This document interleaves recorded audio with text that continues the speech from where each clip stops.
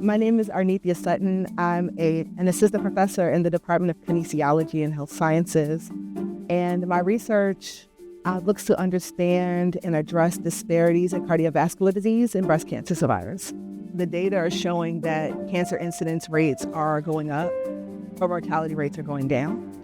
More people are getting cancer, but they're living longer with it. And my work focuses on survivorship. So the work that I do, I hope, will help to improve the lives of cancer survivors and enhance their quality of life so that they can live the best years of their survivorship as possible.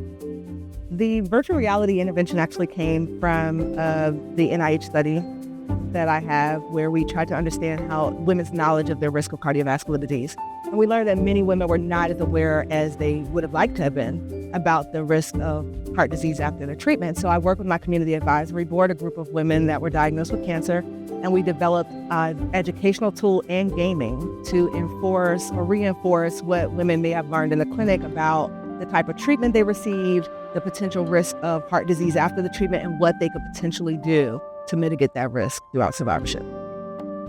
I think it's important, and I try to stress this when I talk about disparities, particularly when I'm out in community setting, that most individuals tend to think of disparities, think of racial disparities, but there's so many other disparities to explore.